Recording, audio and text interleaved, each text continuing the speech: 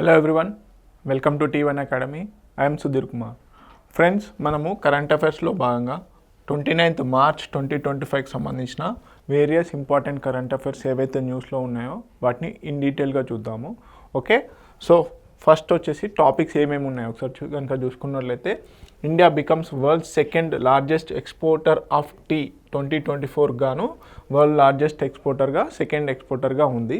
Okay, దానికి సంబంధించి డీటెయిల్గా చూద్దాము. నెక్స్ట్ వచ్చేసి Gaia mission GAIA Gaia mission అనే న్యూస్లో ఉంది, అదేంటి అనేది చూద్దాము. అలాగే international day of zero waste 2025 అనే న్యూస్లో ఉంది. అలాగే హురూన్ గ్లోబల్ రిచ్ లిస్ట్ ఏదైతే ఉందో రీసెంట్గా రిలీజ్ చేయడం జరిగింది కానీ Hurun global rich list. Okay, అలాగే వచ్చేసి India's first nano electronic road show అనేది జరిగిందండి. అది ఎక్కడ జరిగింది ఆ ఈవెంట్ అనేది చూద్దాము. అలాగే ఇంద్రా ఎక్సర్సైజ్ ఇంద్రా అనేది న్యూస్లో ఉంది, అది ఏ రెండు దేశాల మధ్యలో జరుగుతుంది, ఇది ఈసారి ఎన్నోది అండ్ ఎక్కడ జరుగుతుంది అనేది చూద్దాము. అలాగే ఇండియా బయో ఎకనామిక్ రిపోర్ట్ అనేది రిలీజ్ అవ్వడం జరిగింది, దీని యొక్క హైలైట్స్ అనేవి చూద్దాము, ఇది చాలా ఇంపార్టెంట్. అలాగే సోర్సెక్స్ ఇండియా 2025 అని చెప్పేసి న్యూస్లో ఉందండి. సో ఇదేంటి అనేది కూడా చూద్దాము డీటెయిల్గా. అలాగే వేరియస్ మిస్లీనియస్ కరెంట్ అఫైర్స్ అనేటివి కూడా చూద్దాము.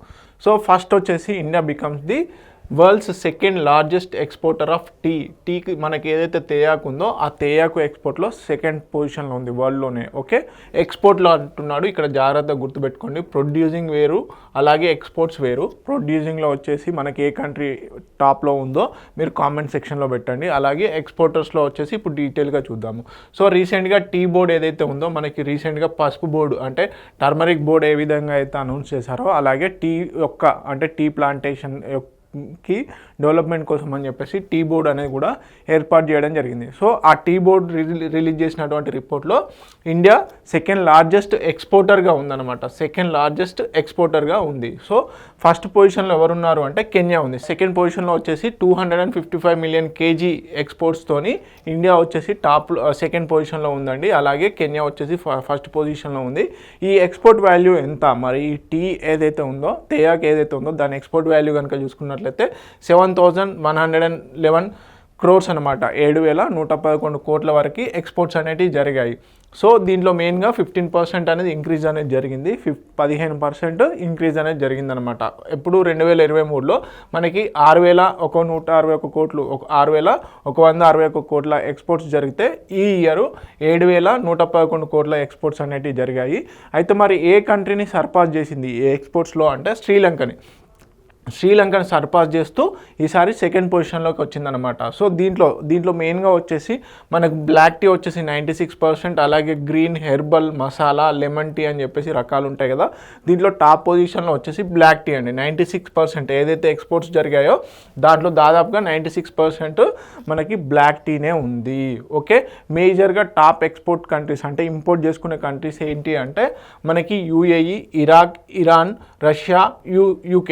Okay, US, UK, UAE, Iraq, Iran, Russia, US, UK కంట్రీస్కి టాప్ ఎక్స్పోర్టర్స్గా ఉన్నాయన్నమాట, అంటే టాప్ ఎక్స్పోర్ట్ డెస్టినేషన్స్. ఓకే, మనకి టీ బోర్డ్ అనేది ఎప్పుడు ఎస్టాబ్లిష్ చేశారు, దాని హెడ్ క్వార్టర్స్ ఎక్కడ ఉందనేది చూద్దాం. ఓకే, యాక్చువల్గా టీ యాక్ట్ తేయాకు చట్టం 1953 ప్రకారం టీ బోర్డ్ అనేది ఎస్టాబ్లిష్ చేయడం జరిగింది 1954లో. ఓకే, 1954లో ఈ తేయాకు బోర్డును ఎస్టాబ్లిష్ చేయడం జరిగింది. దీని యొక్క మెయిన్ ఏంటి అంటే తేయాకు సంబంధించి ఇండస్ట్రీ ఏదైతే ఉంటుందో ట్రీ ప్లాంటేషన్ కానీ అంటే టీ ప్లాంటేషన్ ఇండస్ట్రీని డెవలప్ చేయడం కోసం అని చెప్పేసి దీన్ని ఎస్టాబ్లిష్ చేయడం జరిగింది.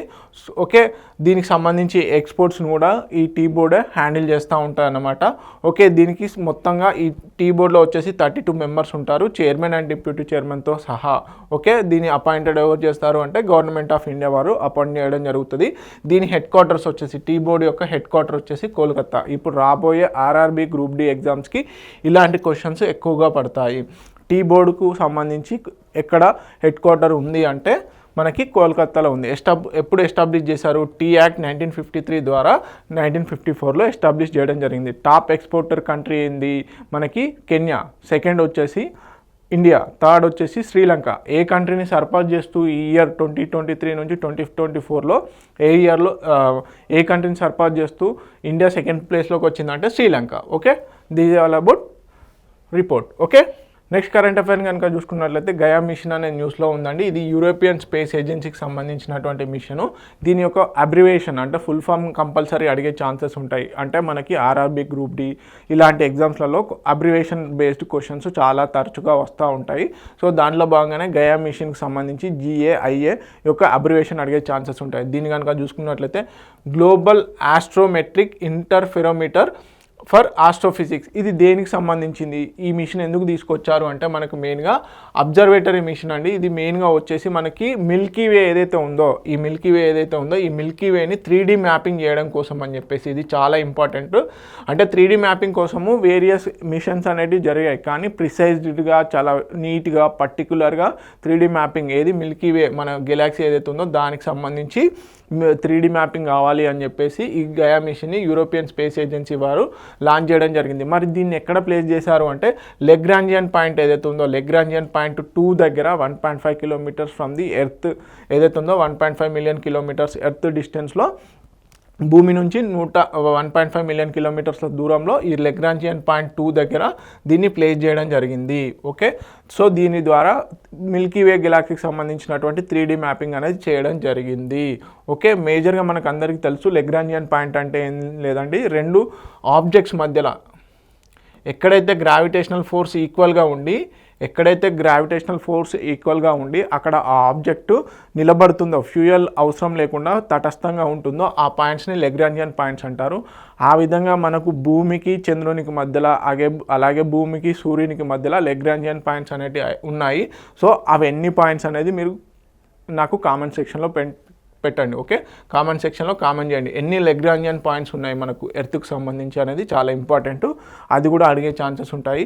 మేజర్గా వచ్చేసి రీసెంట్గా March 27, 2025 రోజున ఇది ఏమైందంటే ప్యాసివేటెడ్ అయింది. దీని లాస్ట్ అంటే దీంట్లో ఉన్నటువంటి ఎనర్జీ ఏదైతే సోలార్ ఎనర్జీ ఉంటుందో సోలార్ ప్యానల్స్ ద్వారా ఎనర్జీ ఏదైతే బూస్ట్ చేసుకుంటుందో మొత్తంగా ఆ ఎనర్జీ అనేది అయిపోవడం జరిగింది. దాని ద్వారా దీన్ని డీకమిషన్ చేయడం జరిగింది. ఓకే, ఈ మిషను ఎవరు ఎస్టాబ్లిష్ చేశారు అంటే ఏ స్పేస్ ఏజెన్సీ దీన్ని ప్రయోగించింది, దేని పర్పస్ అనేది చాలా ఇంపార్టెంట్. అలాగే abbreviation also important. Global astrometric interferometer for astrophysics అని దీనికి ఆ పేరు పెట్టడం జరిగిందనమాట. ఓకే, నెక్స్ట్ కరెంట్ అఫైర్ కనుక చూసుకున్నట్లయితే మనకి నెక్స్ట్ కరెంట్ అఫైర్ వచ్చేసి international day of zero waste 2025 అనే న్యూస్లో ఉంది. సో దీన్ని ఎవరు సెలబ్రేట్ చేస్తారు, ఎందుకు సెలబ్రేట్ చేస్తారు, ఈ ఇయర్ థీమ్ ఏంటిదనే చూద్దాము. ఓకే, దీన్ని సెలబ్రేట్ చేసేది యునైటెడ్ నేషన్స్ జనరల్ అసెంబ్లీ. కాకపోతే ఇది ఏ రోజున సెలబ్రేట్ చేసుకుంటారు అంటే ఎవ్రీ ఇయర్ March 30వ తేదీన ఈ international day of zero waste 2025ని సెలబ్రేట్ చేసుకోవడం జరుగుతుంది. ఈ ఇయర్ థీమ్ ఏంటంటే towards zero waste in fashion and textiles. చాలా జాగ్రత్తగా గుర్తుపెట్టుకోండి, మనకి towards zero waste in fashion and textile అనే థీమ్తోని ఈ year international day of zero వేస్ట్ని సెలబ్రేట్ చేసుకోవడం జరుగుతుంది. ఓకే, ఇది United Nation General Assembly pass చేసినటువంటి డేటు. ఓకే, మరి గ్లోబల్ వేస్ట్ గురించి కనుక చూసుకున్నట్లయితే మనకి 2.1 నుంచి 2.3 billion tons of municipal waste అనేది యాన్యువల్గా ప్రతి సంవత్సరము 2.1 నుంచి 2.3 మిలియన్ టన్స్ అనే మున్సిపల్ వేస్ట్ అనేది ప్రొడ్యూస్ అవ్వడం జరుగుతుంది. దీని ద్వారా మేజర్గా 2.7 billion people lack access to waste collection అన్నమాట. Okay, only 61 to 62% of the waste properly managed. 61 నుంచి 62% వరకే ప్రాపర్గా వేస్ట్ మేనేజ్మెంట్ అనేది జరుగుతుంది అని చెప్పడం జరుగుతుంది. మేజర్గా వచ్చేసి దీన్ని అంటే ఈ ఇంటర్నేషనల్ డే ఆఫ్ జీరో వేస్ట్ని సెలబ్రేట్ చేయాలి అని చెప్పేసి టర్కీ ఉంది కాబట్టి ఇప్పుడు టుర్కీ అని పిలవడం జరుగుతుంది. ఆ దేశం ప్రపోజ్ చేయడం జరిగింది. 105 కంట్రీస్ ఓకే చెప్పాయి అన్నమాట. మనకు మెయిన్గా సస్టైనబుల్ డెవలప్మెంట్ గోల్స్ ఉన్నాయి కదండి. సస్టైనబుల్ డెవలప్మెంట్ గోల్స్లో 11 and 12 sustainable development goals 11 and 12 మేజర్గా ఈ సస్టైనబుల్ సిటీస్ గురించి అలాగే రెస్పాన్సిబుల్ కన్జంప్షన్ గురించి పేర్కొనడం జరుగుతుంది. దాన్ని దృష్టిలో ఉంచుకొని ఇంటర్నేషనల్ డే ఆఫ్ జీరో వేస్ట్ని సెలబ్రేట్ చేసుకోవడం జరుగుతుంది. ఏ రోజున March 30న.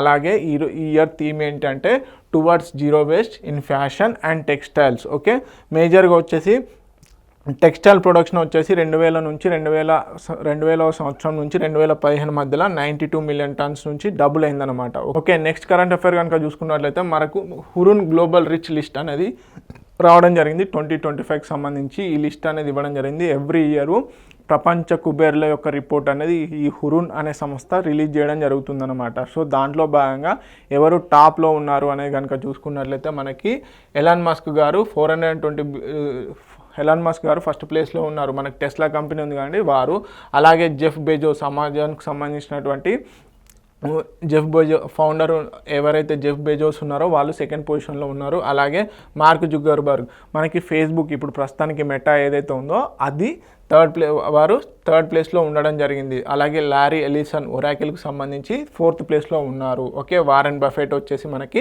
5th ప్లేస్లో ఉన్నారన్నమాట. సో ఎవ్రీ ఇయర్ ఈ ప్రపంచ కుబేర్ల లిస్ట్ అనేది హురూన్ అనే సంస్థ రిలీజ్ చేయడం జరుగుతుంది. ఈ ఇయర్ కనుక చూసుకున్నట్లయితే ఇండియాకి సంబంధించి థర్డ్ గ్లోబల్లీ మొత్తంగా కనుక చూసుకున్నట్లయితే అత్యధిక మెంబర్స్ ఉన్నటువంటి అత్యధిక బిలియనియర్స్ ఉన్న కోటీశ్వర్లు ఉన్నటువంటి కంట్రీ ఏదైనా ఉంది అంటే మనకి ఇండియా వచ్చేసి థర్డ్ పొజిషన్లో ఉందన్నమాట. ఫస్ట్ వచ్చేసి మనకి యూఎస్ఏ ఉంది, తర్వాత వచ్చేసి చైనా ఉంది, ఆ తర్వాత ఇండియా ఉందన్నమాట. యాక్చువల్గా 2024 వరకు కూడా ఇండియా సెకండ్ పొజిషన్లో ఉండేది అత్యధిక కుబేర్లు ఉన్నటువంటి దేశాల్లో కనుక చూసుకున్నట్లయితే. కానీ ఈసారి చైనా సర్పాస్ చేసేసి సెకండ్ పొజిషన్కి వచ్చింది, ఇండియా థర్డ్ ప్లేస్కి స్లిప్ అయిందనమాట.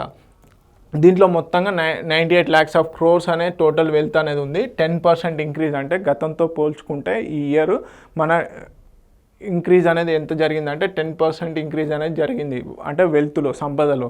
కానీ ముంబై సెకండ్ ప్లేస్కు షిఫ్ట్ అయిందనమాట.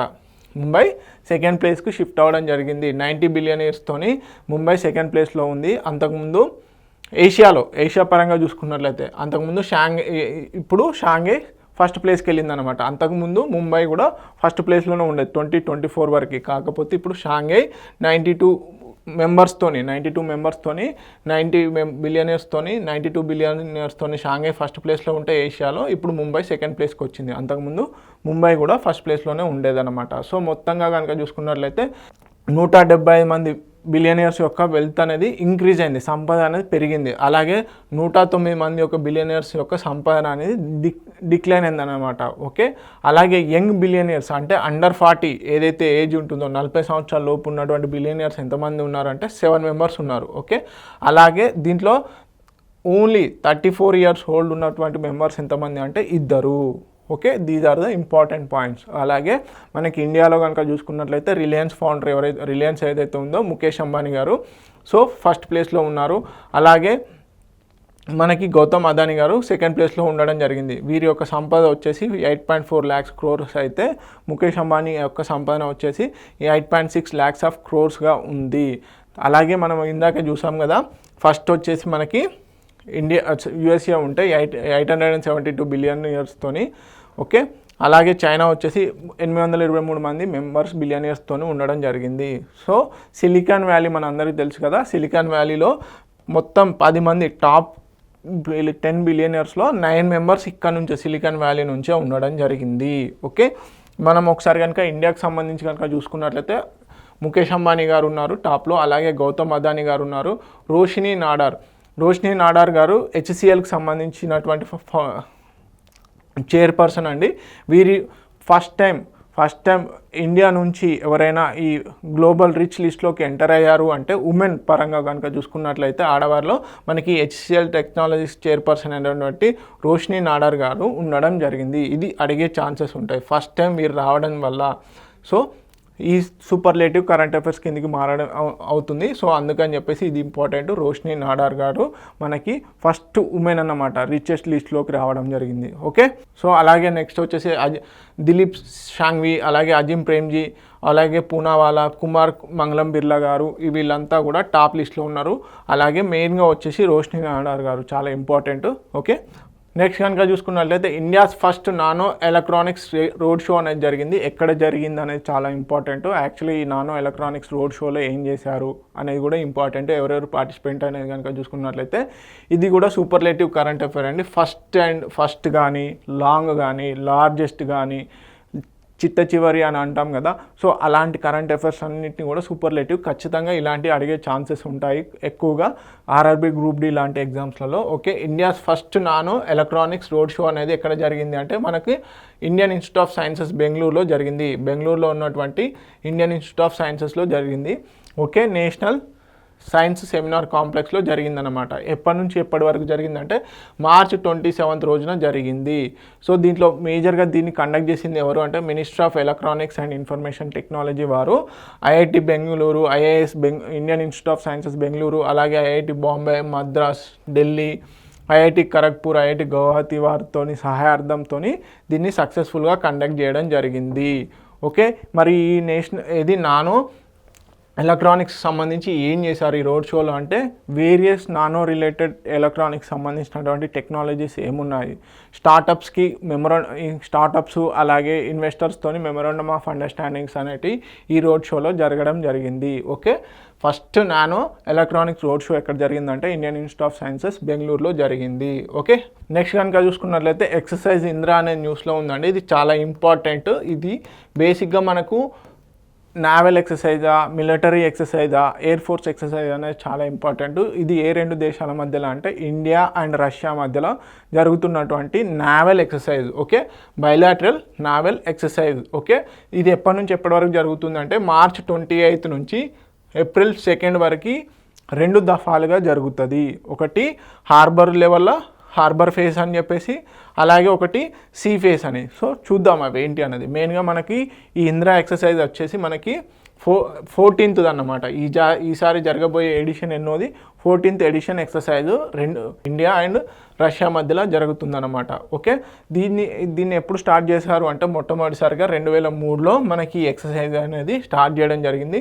దీని ద్వారా నావల్ కోఆపరేషన్ అనేది, కోఆర్డినేషన్ అనేది రెండు దేశాల మధ్యలో ఇంప్రూవ్మెంట్ అనేది జరుగుతూ ఉందన్నమాట. ఓకే, ఏదైనా ఇష్యూ వచ్చినప్పుడు ఎలా ఉండాలి, ఎలాంటి టాక్టికల్ వార్ఫేర్స్ చేయాలి అని చెప్పేసి ఏది నార్మల్గా బైలాటరల్ ఎక్సర్సైజ్లో ప్రాక్టీస్ లాంటిది అనమాట ఒక రకంగా చెప్పాలి అంటే. ఓకే, ఇవి రెండు దేశాల మధ్యలో ఉన్నటువంటి సత్సంబంధాలను పెంపొందించడానికి కూడా దోహదపడుతుంది. సో 2003 నుంచి చేయడం జరుగుతుంది.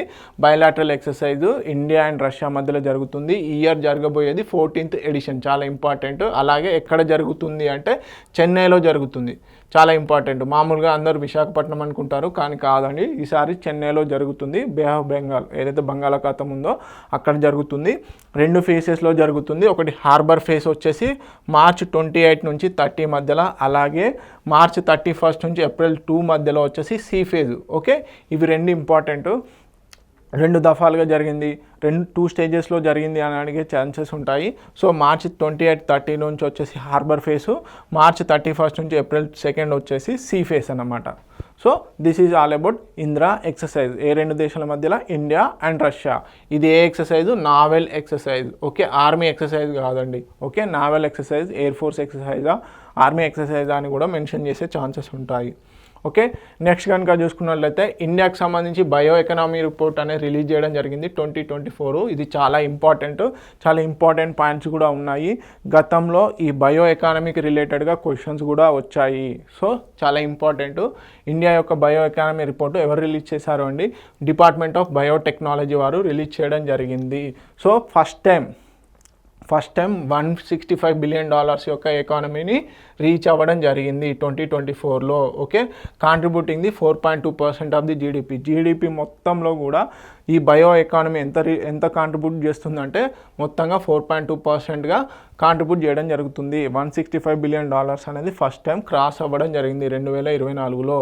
సో దీనికి ఎలాంటి రోడ్ మ్యాప్ చేశారు అంటే ఫ్యూచరిస్టిక్ ఐడియాస్ ఏం చేశారు, ఫ్యూచర్ టార్గెట్స్ ఏం పెట్టుకున్నారు అంటే మనకి $300 బిలియన్ ఏదైతే టార్గెట్ పెట్టుకున్నారో ఎప్పటికల్లా 2030 కల్లా, అలాగే $1 ట్రిలియన్ బై 2047 కల్లా ఓన్లీ ఈ బయో ఎకానమీ నుంచే రావాలి అని చెప్పేసి టార్గెట్స్ పెట్టుకోవడం జరిగింది. 2030 కల్లా $300 బిలియన్, 2047 కల్లా ఇంత $1 ట్రిలియన్ వచ్చేసి మనకు ఓన్లీ బయో ఎకానమీ నుంచి రావాలి అని చెప్పేసి టార్గెట్స్ పెట్టుకున్నారు.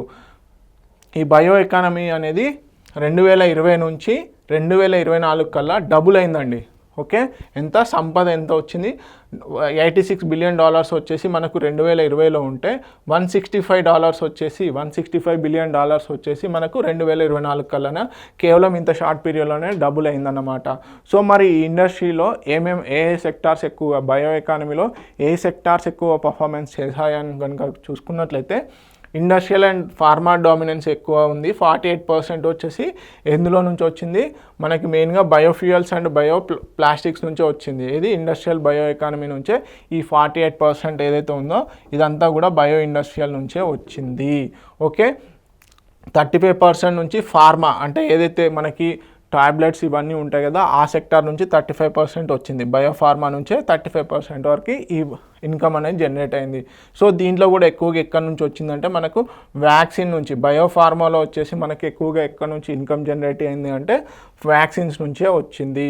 అలాగే స్టార్టప్ స్టేజెస్లో మనకి 2021లో ఎన్ని ఉండే అంటే 5365 5365 స్టార్టప్ స్టేజ్లో ఉంటే అది కాస్త 10,075కి చేరింది. 10,075 స్టార్టప్స్కి చేరిందన్నమాట 2024 కల్లా. ఓకే, అదేవిధంగా ఎక్స్పెక్టెడ్ టు డబుల్ అగైన్ 2030 కల్లా కూడా ఇవి మొత్తం 20,000 వరకు అయ్యే ఛాన్సెస్ ఉన్నాయి. ఓకే, 20K వరకు అయ్యే ఛాన్సెస్ ఉన్నాయి. సో మేజర్గా వచ్చేసి 2030 కల్లా ఈ బయో సెక్టార్ నుంచే, బయోఫార్మా సెక్టార్ నుంచే మనకి 35 మిలియన్ జాబ్స్ అనేవి రావడం జరుగుతుందని చెప్పేసి ఎక్స్పెక్టేషన్స్ ఉన్నాయి. సో మరి ఈ బయో ఎకానమీ రిపోర్ట్లో ఏ స్టేట్స్లలో ఎక్కువగా బయో ఎకానమీ పర్ఫార్మెన్స్ ఎక్కువగా ఉంది అనేది అడిగే ఛాన్సెస్ ఉంటాయి. సో క్రోనలాజికల్ ఆర్డర్లో కనుక చూసుకున్నట్లయితే మనకి మహారాష్ట్ర నుంచే 35.45% అనేది జరిగింది. సో $35.45 బిలియన్ అనేవి రావడం జరిగింది. సో ఇది మొత్తం షేర్లో 21.4%గా ఉంది మహారాష్ట్ర టాప్ స్టేట్ ఉందన్నమాట బయో ఎకానమీలో. అలాగే కర్ణాటక సెకండ్ ప్లేస్లో ఉంది 32.4 బిలియన్ తోని. So 19.5% only from Karnataka. Next వచ్చేసి తెలంగాణ, తర్వాత Gujarat, Andhra Pradesh, Tamil Nadu, Uttar Pradesh. So this is the chronological order. కంపల్సరీగా అడిగే ఛాన్సెస్ ఉన్నాయి. ఇటీవల రిలీజ్ చేసినటువంటి బయో ఎకానమీ రిపోర్ట్లో టాప్ స్టేట్స్ని క్రోనలాజికల్ ఆర్డర్లో అడిగే ఛాన్సెస్ ఉన్నాయి. కింద నుంచి పైకి అసెండింగ్ ఆర్డర్ కానీ డిసెండింగ్ ఆర్డర్ కానీ అడిగే ఛాన్సెస్ ఉన్నాయి. సో మళ్ళీ అదేవిధంగా బయో ఎకానమీ రిలేటెడ్లో ఏ సెక్టార్స్ చాలా బట్కి పర్ఫార్మెన్స్ చేశాయని కనుక చూసుకున్నట్లయితే బయో ఇండస్ట్రియల్ వచ్చేసి 48% ఉంది. బయో ఫార్మా వచ్చేసి 35% ఉంది. అలాగే బయో అగ్రి రిలేటెడ్గా వచ్చేసి 8.24% ఉంది. బయో సర్వీసెస్ అంటే bio services and IT sector వచ్చేసి 8%గా ఉంది. సో ఈ అడిగే ఛాన్సెస్ ఉన్నాయి. కీ కాంట్రిబ్యూషన్స్ ఏదైతే ఉందో అవి కూడా క్రోనలాజికల్ ఆర్డర్ అడిగే ఛాన్సెస్ ఉన్నాయి. సో నెక్స్ట్ వచ్చేసి సోర్స్ ఇండెక్స్ అని చెప్పేసి న్యూస్లో ఉందండి. ఇది ఏంటి అంటే మేజర్గా వచ్చేసి మనకి ఫస్ట్ మార్కెట్ ప్లేస్ అన్నమాట. ఇది ఒక గ్లోబల్ మార్కెట్ ప్లేస్. అంటే ఇండియాకి సంబంధించినటువంటి డిఫరెంట్ సక్సెస్ఫుల్ బ్రాండ్స్ ఏవైతే ఉంటాయో వాటిని ఇంటర్నేషనల్లో మార్కెట్ ప్లేస్ కావాలి. ఇంటర్నేషనల్కి ఒక ప్లాట్ఫామ్ అనేది కావాలి. అదే సోర్స్ ఇండెక్స్ అన్నమాట. ఓకే, ఇది ఎక్కడ అంటే మనకి ఈసారి యశోభూమి సెంటర్లో చేయడం జరిగింది. మేజర్గా వచ్చేసి మనకి ఇది థర్డ్ ఎడిషన్ 2025లో వచ్చి థర్డ్ ఎడిషన్ అన్నమాట. ఫస్ట్ది వచ్చేసి మనకి 2023 న్యూఢిల్లీలో చేశారు ఈ సోర్స్ ఎక్స్ అని. అలాగే సెకండ్ది వచ్చేసి 2024లో, ఇప్పుడు థర్డ్ది వచ్చేసి 2025లో ఎక్కడ యశోభూమి సెంటర్లో చేయడం జరిగింది. మేజర్గా వచ్చేసి దీన్ని ఎవరు కండక్ట్ చేశారు అంటే Federation of Indian export Organisation వారు కండక్ట్ చేయడం జరిగింది. Federation of Indian export Organisation వారు ఎవరితోని, ఏ మినిస్ట్రీ కొలాబరేషన్తోని, ministry of commerce and industries సహాయార్థం.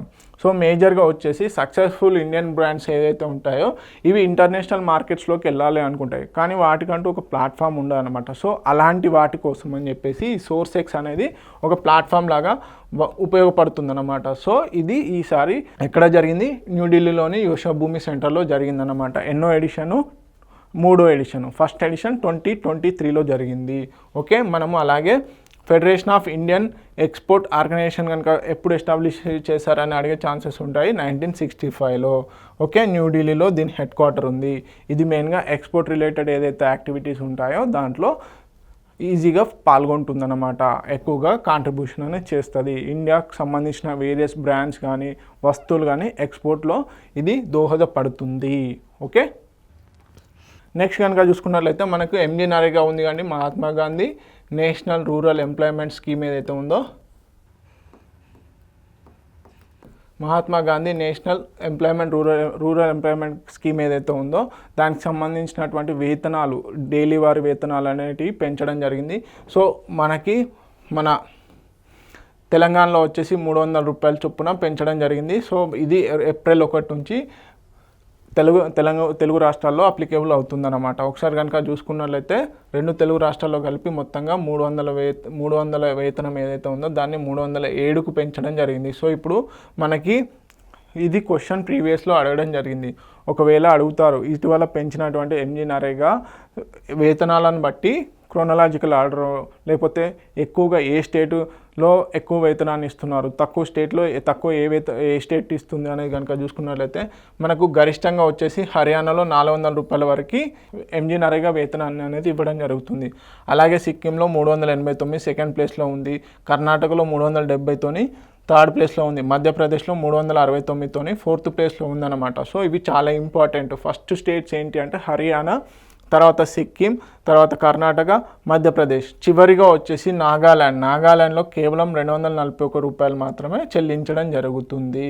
Telugu రాష్ట్రాల్లో ఎంత అంటే ఏప్రిల్ 1 నుంచి 307 రూపాయలు ఇవ్వబోతున్నారు దినసరి కూలీ ఎంజీ నరేగా స్కీమ్ కింద. Okay, Mahatma Gandhi national rural employment guarantee scheme అన్నమాట. సో దీంట్లో భాగంగా మనకి 100 రోజుల కనీస పని అనేది కల్పించడం జరుగుతుంది. Okay, this is all about MG NREGA price hiking. Okay, so ఇవ్వండి various important current affairs. So ఇలాంటివే ఇంకా చాలా ఇంపార్టెంట్ కరెంట్ అఫైర్స్ అనేటివి మేము పీడిఎఫ్ రూపకంగా ప్రొవైడ్ చేయడం జరుగుతుంది. So please follow T1 academy. టెలిగ్రామ్కి సంబంధించి కూడా టెలిగ్రామ్ లింక్ అనేది ఈ కామెంట్ సెక్షన్ డిస్క్రిప్షన్ బాక్స్లో పెట్టడం జరుగుతుంది. సో మీరు టెలిగ్రామ్ గ్రూప్ కనుక ఫాలో అయినట్లయితే దాంట్లో మేము అన్నీ కూడా అప్డేటెడ్ న్యూస్ ఆర్టికల్స్ అనేవి పోస్ట్ చేయడం జరుగుతుంది. అలాగే వేరియస్ ఎగ్జామ్స్కి సంబంధించినటువంటి న్యూస్ అప్డేట్స్ కూడా ఇవ్వడం జరుగుతుందన్నమాట. So please subscribe to T1 academy. Thank you so much.